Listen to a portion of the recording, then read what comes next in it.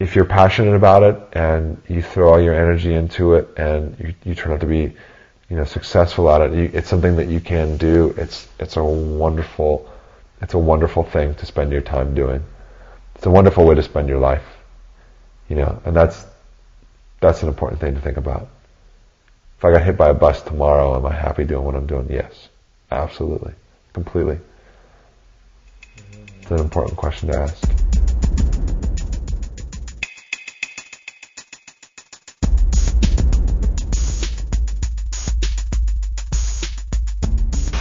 Hey everyone, my name is Carlos. In this class, we're gonna be I'm gonna be talking about the principles and why are they so important. I'm gonna be going one by one, talking about these principles and kind of giving you guys kind of like a quick look at them, because these are principles that we're gonna be covering over the whole course. So it's a lot of the things that I'm gonna be talking about today. We're going to be repeating them over and over and over the following weeks. We're not expecting you guys to know how to apply these principles to your animation like today or tomorrow. But instead, we want you guys to become familiar with these principles. These principles are going to become the foundation of pretty much everything that you guys are going to be doing in animation in the future. Whether it's cartoony or realistic, the principles are there for a reason. Even the most complicated stuff is all built up of the basics, layered on top of each other. Every time you set a keyframe, every time you look at something, the basics are the foundation for anything. If those basics aren't there, then there's nowhere to go from there. It's a way of understanding motion. It's a way of understanding acting and life around us. Crucial, because it's just like, it's just the stepping stone, the building block of everything. The principles of animation were designed to help study movement, to help break movement down. So there's things in the principles called arcs, for instance, which they said things move in an arc. When you take a step, your foot comes up and steps down in an arc. Boom. When I gesture and I do that, or I point up, or I look over, there's arcs and things. Your eyes dip first when they look. All of these little things that add up. They started breaking things down and really kind of developed a system that helped take any action, whether it be a four-legged animal, a two-legged animal, or a bouncing ball, and break it down into really simple principles of animation.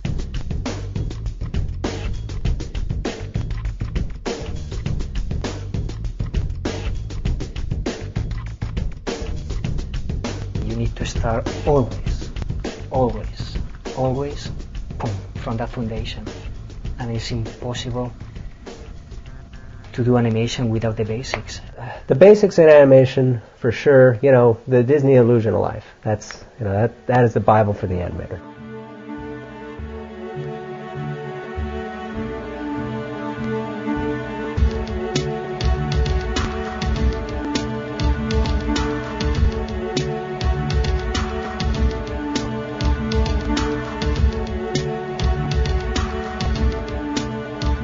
Let's see, Frank and Ollie, gods, the Nine Old Men, and I know those names are thrown around like all the time. And there's, Max Fleischer and Ub Iwerks and people who were predecessors of Walt Disney and the Nine Old Men in the studio. Those guys were freaking geniuses. Animation ninjas, man. They came up with all the stuff that we use every day of our lives in our work. Squash and stretch and overlap and follow through, all these things they came up with out of the blue, which blows my mind. And the way that they did it was by being animators and by observing the world around them. However, what really makes a lot of us, I think, pay attention most particularly to Frank and Ollie and the Nine Old Men is they published a really concise and comprehensive book called The Illusion of Life that really shows their understanding that they came to of analyzing life. Really what the principles are guidelines.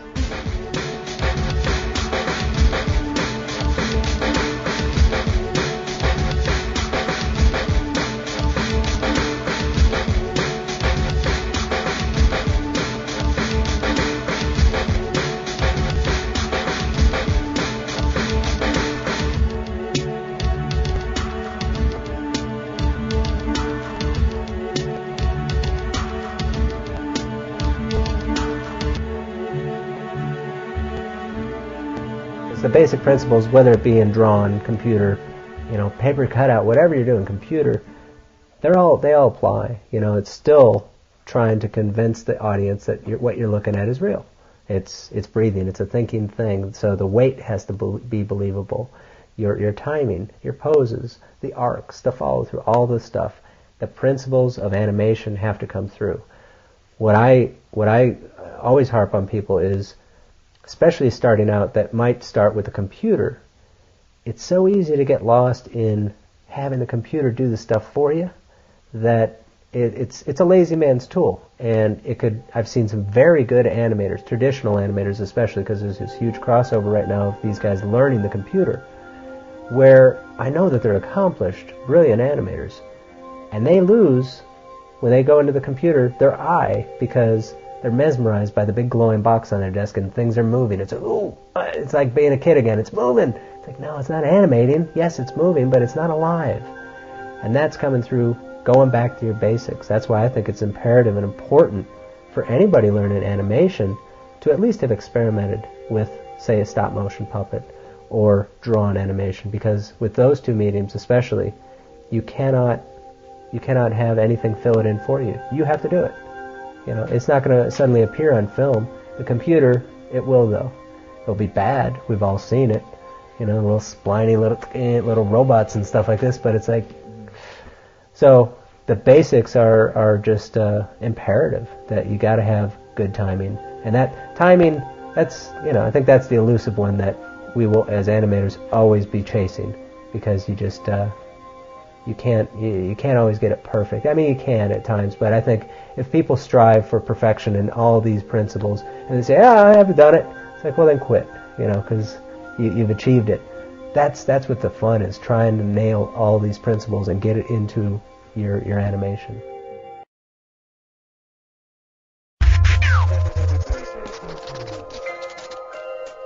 When a ball bounces, basically it's a stretch.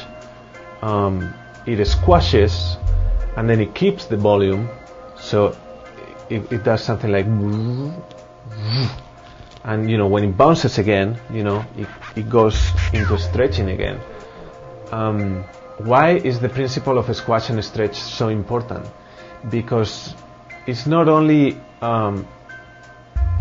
keeping the volume, and it's not only like a physical thing, but it's also a graphic thing.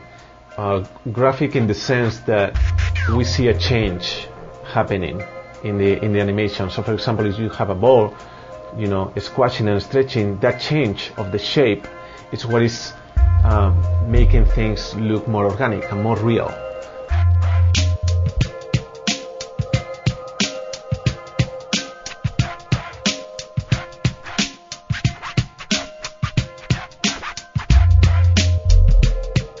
Squash and stretch is basically the change of volume in any kind of shape.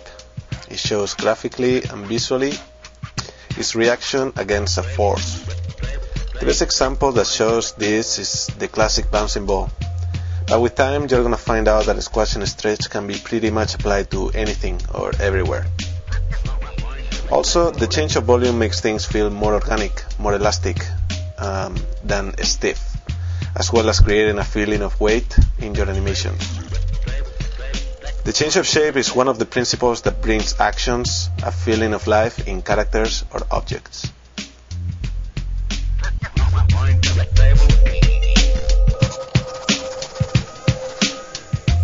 Anticipation is this. In order to throw this stone, I cannot just like and throw it. Or I can if I have muscles this big, but I don't. So in order to throw this and throw it with some power, then I have to go like this. Wow. So that action, before the action, that's anticipation. I'm anticipating the movement that I'm about to do. Same thing with a bouncing ball. A bouncing ball cannot just it has to like squash and then so that squash is actually anticipating the move. So I'm gonna do that again. Anticipation is crucial when trying to sell a movement.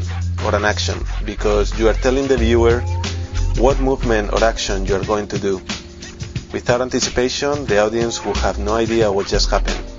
And in films, we have to make sure audiences understand everything we're telling them.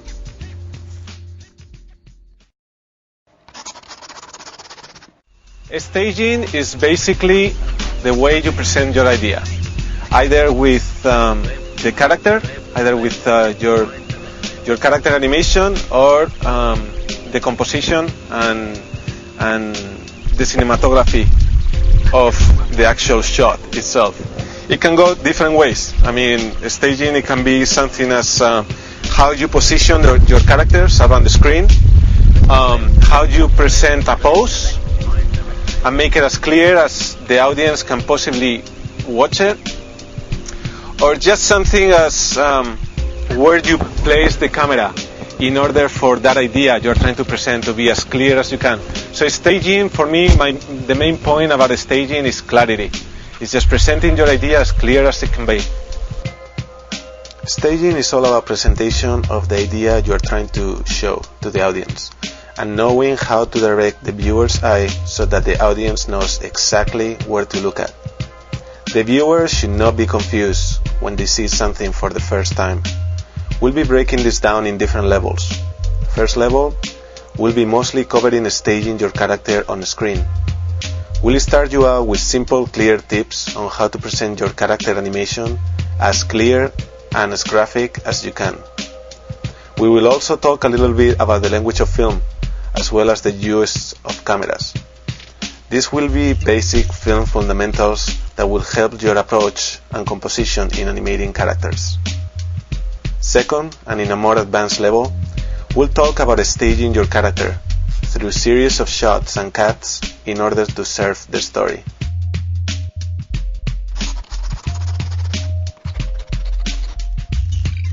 Straight ahead and pose to pose are basically methods of working. When we talk about pose to pose in traditional animation, the animators find the essential key drawings in the shot, and then they work drawings in between.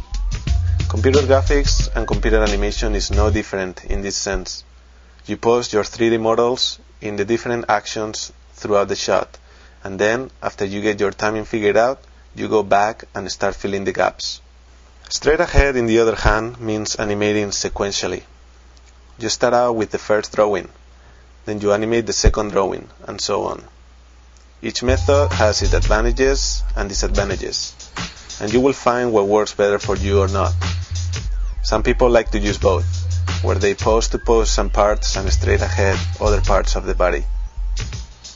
In the end, all the animator is trying to do is to bring his or her ideas put on paper or on the computer.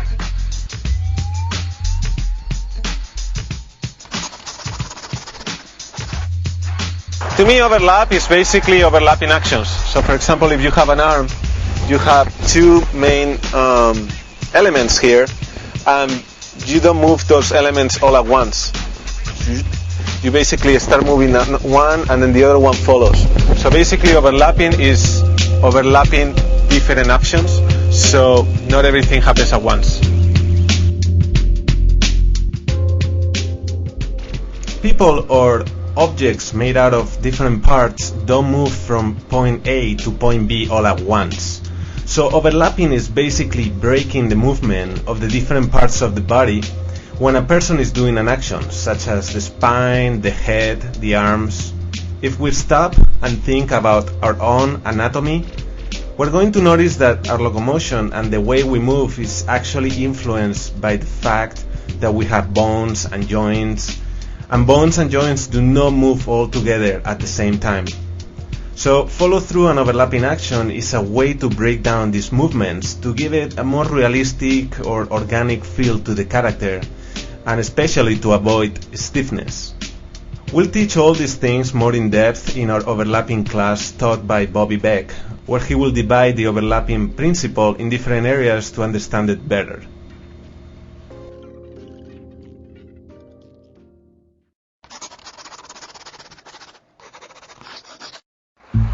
Slow in and slow out is basically how you distribute your drawings. so that the timing seems believable. Talking in terms of drawings, slow in and slow out, which can be also called easy in and easy out, means that we need more drawings at the beginning of an action than in the middle of it, because we have to sell the idea that the object or character takes a little bit of time to get moving. This also applies as well to when the character of the object are coming to a stop. This principle breaks down movement in terms of timing, which makes any animation interesting. For example, when we don't use slow in or slow out, animations tend to feel lifeless or mechanical.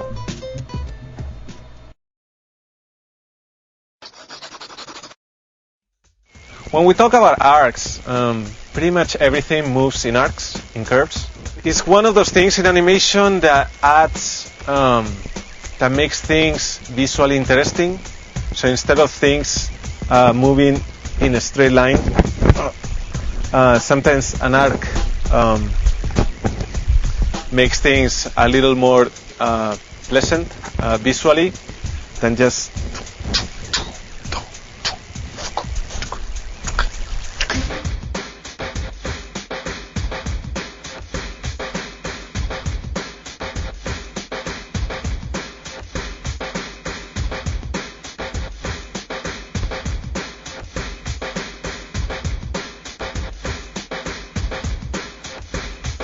Arcs is one of those things that we find constantly in our everyday life. This is one of those principles that also helps soften and loosen up our animations.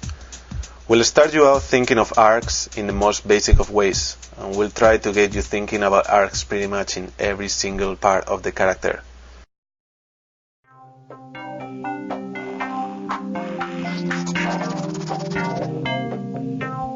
It's basically that type of action that doesn't affect our primary action. It deals on the illusion of life, it deals more with acting, which we'll talk later on. A secondary action in a shot is what keeps the character alive and helps either the attitude or the emotion of the character, or even furthers the story, but it does not take away from the main action going on. And secondary could also be if you're talking to someone and you're doing another action. The secondary action always supports the main action. It never affects it, and if it conflicts or becomes more interesting or dominating in any way, it's not gonna be a secondary action anymore.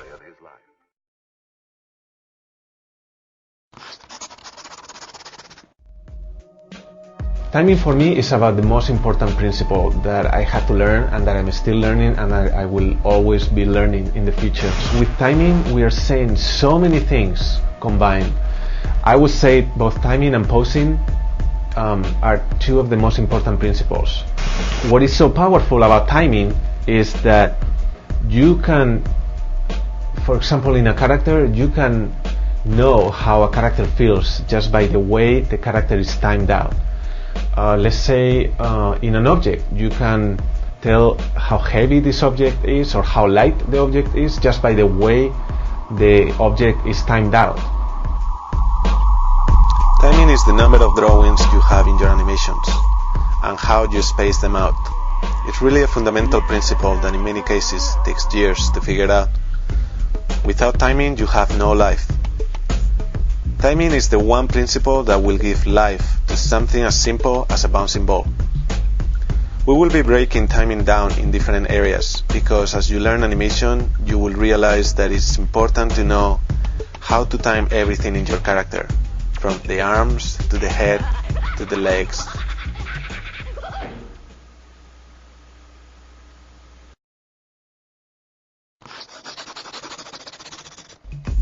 Exaggeration can be very wide. You can exaggerate an action and make it more cartoony. You can exaggerate personality. So if you have somebody upset, you can actually exaggerate that personality and actually make a caricature of that. So exaggeration can come in a lot of different ways. Exaggeration is pushing an action more than the usual, so that it has more effect and impact. This is something that the early Disney films and definitely the Warner Brothers and Tex Avery cartoons started in their films. In many ways, this principle is what makes animation such a unique medium.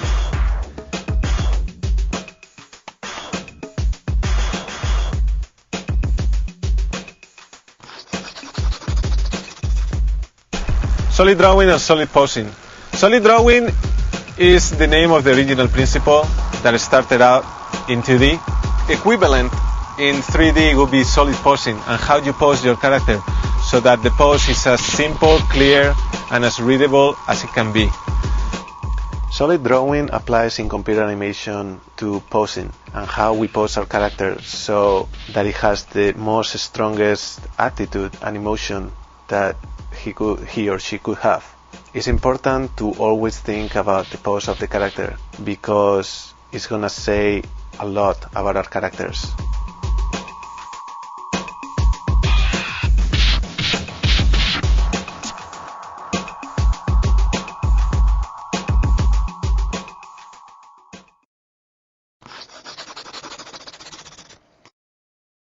Appeal is the one principle that the old Disney guys made it very general. Appeal can be something as appeal in a pose, a drawing or a pose. The way you pose your character, is it interesting? Does it have appeal? Something as a design. Is your character design, the way you design your character, does it have appeal to watch? I think what the Disney guys were originally trying to convey is something that has appeal in the way that is visually pleasant. So it could be appealing in the way it moves, it's fluid, as opposed to something rigid. Appeal is anything that feels right and makes you want to watch something over and over and over. Appeal applies in many different ways, from a design of a character to the pose of the character to the choice in the acting. So it's basically what feels charming, and whenever you hear the phrase it feels right, that's what appeal should be.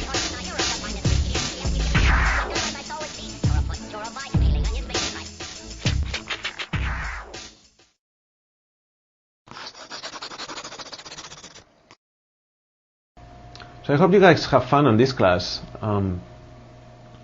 Like I said earlier, it's important that it's not that we want you guys to know how to apply these principles right now and do an amazing animation tomorrow. It's going to take a lot more than that. But instead, what I would like for you guys to do after this class is to just remember these principles. Just remember which ones they are. Go and read The Illusion of Life and see what they have to say about the principles, because they are the people that basically put these principles together.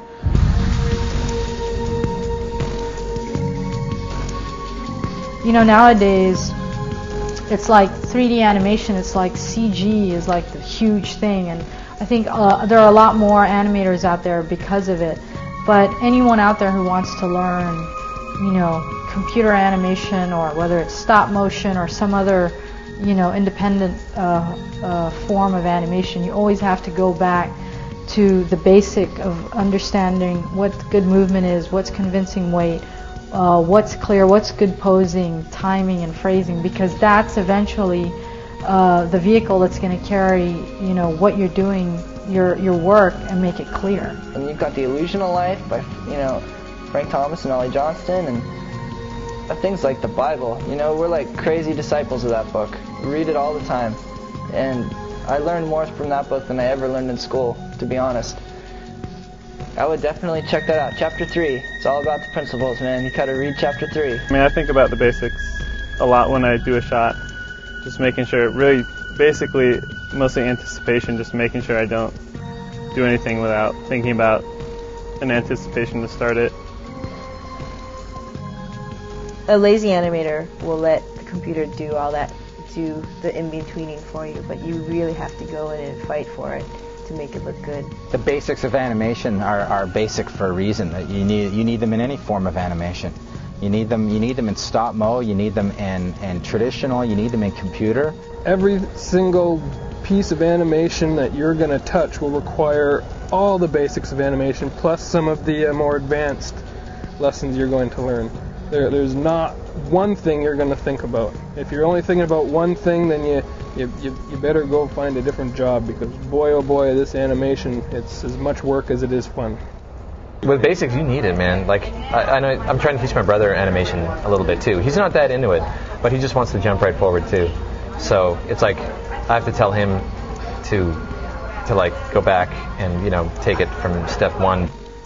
If I had just had to use the computer, I don't know, I probably wouldn't have had such an easy time as an animator.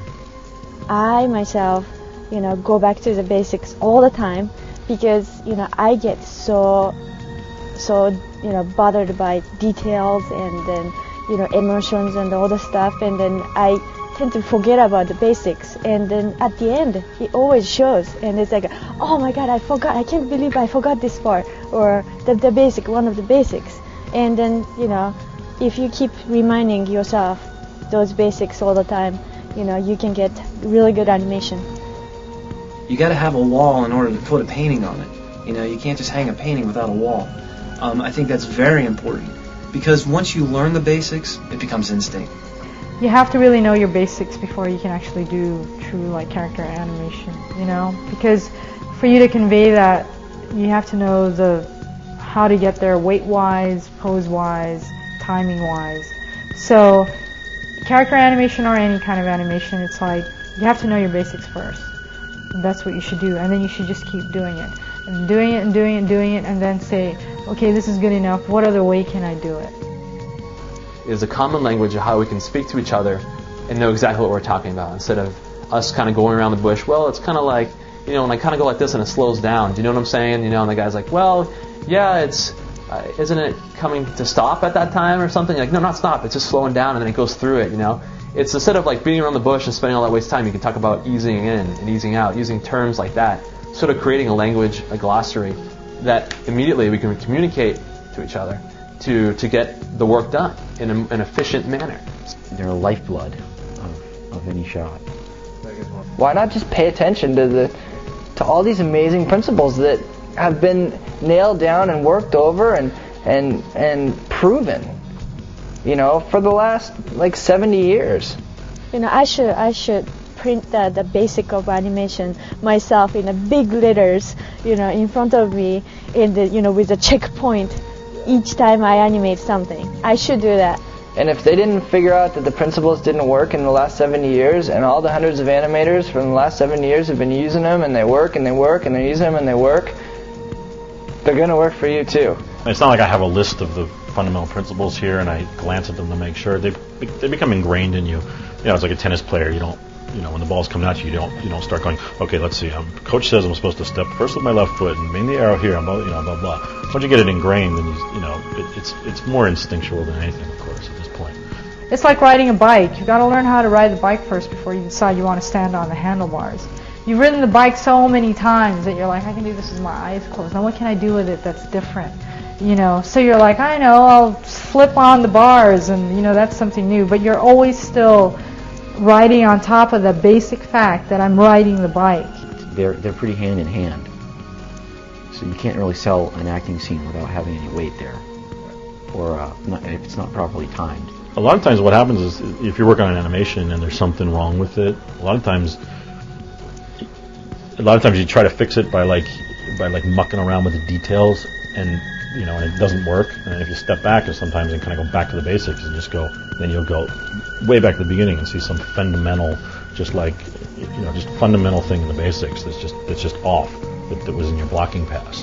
That no matter how much you tweak or add the details, you can't get rid of that. So you go back to the fundamentals and just be like, oh, duh. You can't build your shot on the fundamentals. You got to pass your shot through the fundamentals and make sure you're not missing anything. Yeah, because when you first start out, it's like those things you had to work so hard to get, like arcs and slow in.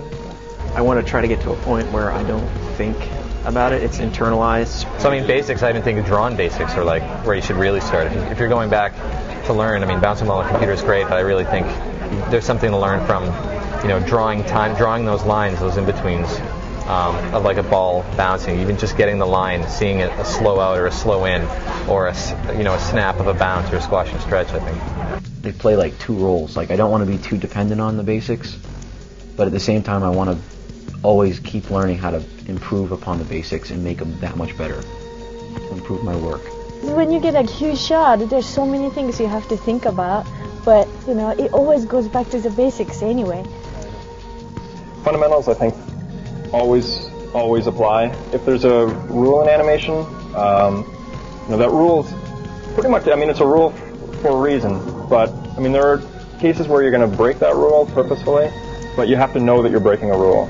So I think that if it's not a case like that, you should always be thinking about your scene and thinking about what needs to be there, whether it's gravity or regardless. I think that you always have to be conscious of those rules, and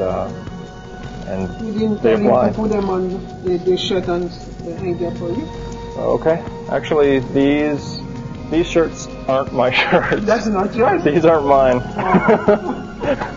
So it's okay. I think this is, unless there's more back there, I think this is it. These weren't my shirts.